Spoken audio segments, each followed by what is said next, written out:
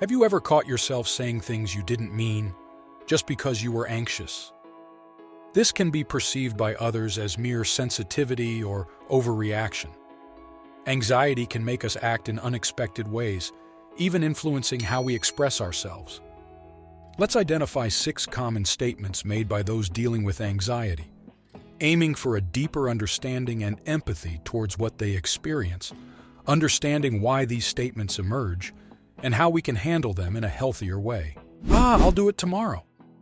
Whenever I'm faced with a task that's a bit more challenging or simply unappealing, my first reaction is to say, I'll do it tomorrow.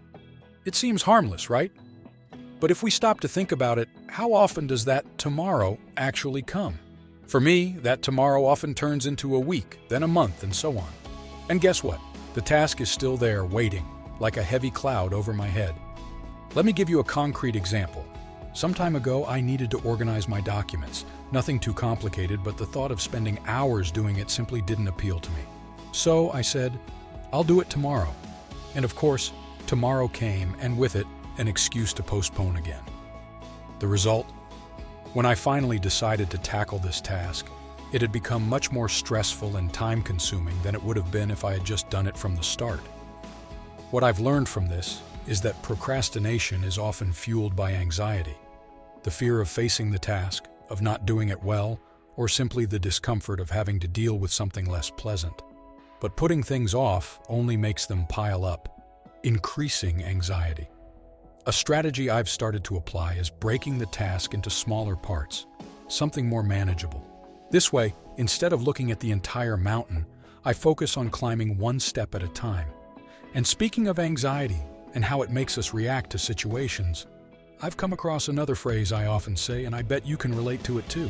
I'm just being paranoid. That's one I say more often than I'd like to admit. Have you ever found yourself worried about something? Maybe something that doesn't even have a high chance of happening, and then try to reassure yourself by saying, I'm just being paranoid. I do this all the time.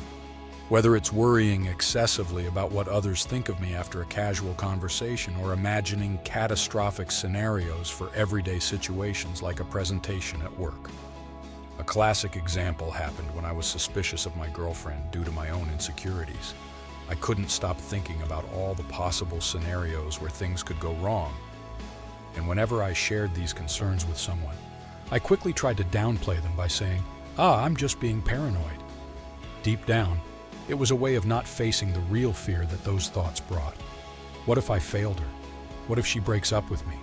What if I'm making it all up? By labeling it as paranoia, I tried to push those fears away, but they always came back, often even stronger.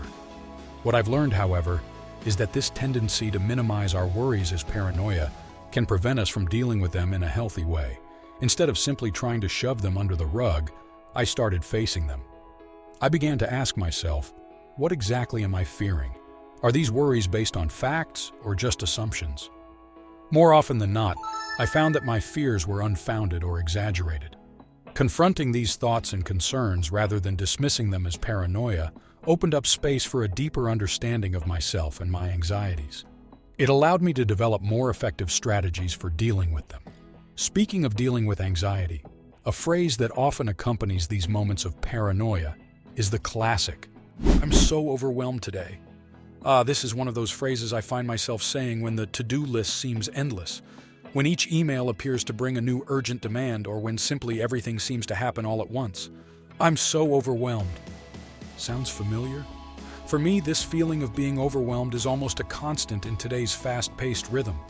There are days when everything becomes so intense that everything seems to go wrong. Work deadlines, personal commitments, unexpected household issues. On days like these, I felt like I was on a boat about to sink, surrounded by waves of tasks and responsibilities. Each time I looked at my to-do list, I simply said, "I'm so overwhelmed," as if expressing it somehow lightened the load. But you know what I learned? Saying I'm overwhelmed doesn't stop the waves from coming. I had to learn to swim, or rather, learn to manage my time and responsibilities more effectively. This meant learning to say no to new tasks when I was already at my limit, something that, I confess, was not easy. Anxiety often made me feel like I had to accept everything, so as not to disappoint people or appear incapable. Another strategy was to start prioritizing tasks based not only on urgency, but also on their importance.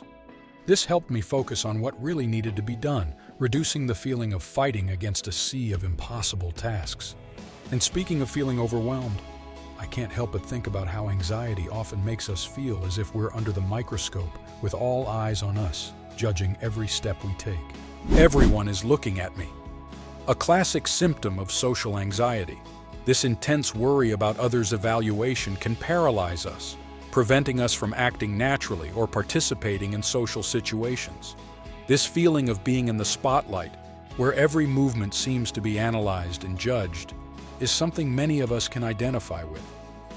"Everyone is looking at me" is a phrase that has echoed in my head more times than I can count, especially in new or socially challenging situations. For example, my first day at my first job was tragic. As I entered the office, I felt as if all eyes were on me, analyzing every detail, from my clothing to the way I walked. My heart raced, and I could barely concentrate on what was being said. Internally, I kept repeating, "Everyone is looking at me." In reality, of course, everyone was busy with their own tasks and concerns, but anxiety has this ability to distort our perception, making us feel like the center of attention, even when we're not.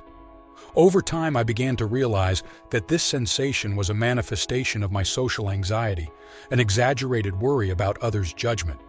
This led me to avoid certain situations or to feel extremely uncomfortable in them. What really helped was understanding that most of the time, people are far more focused on themselves than on judging others. Moreover, even if someone did judge me, it wouldn't define who I am or my worth. Learning breathing techniques and mindfulness was also crucial. They helped me calm my mind and reorient myself in the present moment, reducing the sensation of being watched. Over time, I was able to face these situations with more confidence and less anxiety. And speaking of how anxiety shapes our thoughts, there's a particularly powerful phrase that often arises in moments of uncertainty. "I think something bad is going to happen." It's like a constant alarm ringing in the mind of someone dealing with anxiety. I catch myself thinking this way in various moments, especially when I'm about to face an unknown or challenging situation. It's as if my mind is programmed to expect the worst possible scenario, even when there's no concrete evidence for it. A striking example for me was when I was planning a trip. Instead of feeling excited about the adventure, all I could think about were the potential problems that could arise. What if I miss my flight? What if I get sick away from home? What if... The list of what ifs was endless. This constant worry not only took away the joy of looking forward to the trip, but also left me paralyzed, unable to enjoy the preparation process. What I've learned over time is that this type of anxious thinking, focused on anticipating disasters, is a way of trying to control the uncontrollable. It's as if, by imagining all the bad scenarios, I could somehow prepare for them and, thus, avoid them. But the truth is that this strategy is rarely effective and often just increases anxiety. To deal with this, I began practicing the technique of questioning my thoughts, a basic concept of cognitive behavioral therapy. Whenever a thought like something bad is going to happen arose, I challenged myself to examine the real evidence supporting or refuting that belief. Most of the time, I realized I was exaggerating the likelihood of something negative happening. Moreover, learning to focus on the present through meditation and mindfulness helped me reduce this constant worry about the future. Concentrating on the now and accepting that I can't predict or control every aspect of life was liberating. But anxiety has many faces, and one of the most intense is the overwhelming physical and emotional sensation that makes us think, "I think I'm going to have a heart attack." When I say, "I think I'm going to have a heart attack," it's not a metaphor. It's a raw and real description of what I feel during a panic attack.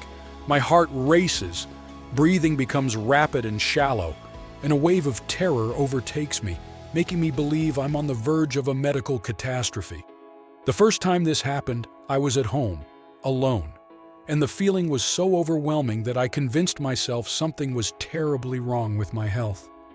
The intensity of these physical symptoms, accompanied by the certainty that something fatal is about to happen, is one of the most frightening experiences I've ever faced. But over time, and after several visits to the emergency room that resulted in the same diagnosis of anxiety and panic attack, I began to understand better what was happening to me. The key to starting to manage these terrible moments was learning about anxiety and panic attacks. Understanding that as real and scary as the symptoms are, they are not indicative of an imminent heart problem, but rather physical manifestations of anxiety.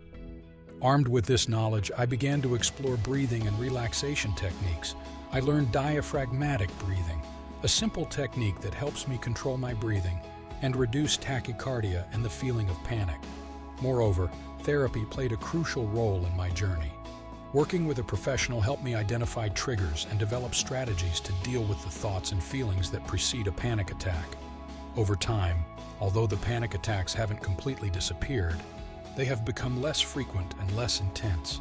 And most importantly, I've learned not to fear them as much, which in itself has reduced their power over me. And tell me, what phrase would you like to add to the list based on your own experience with anxiety? I hope to have shared not just a bit of what I've experienced, but also strategies that can help deal with these moments. Anxiety can be a persistent shadow in our lives, but there are lights along the way that can help us walk with greater security and confidence. If this topic resonates with you, I invite you to watch the video, 7 Simple Things Not to Say to Someone with Anxiety, available on our channel. This video is a valuable complement to what we've discussed here, offering insights into how our words and actions can impact those around us who are dealing with anxiety. Remember, be kind to yourself and others. We are all on unique journeys, and mutual understanding and support can make all the difference.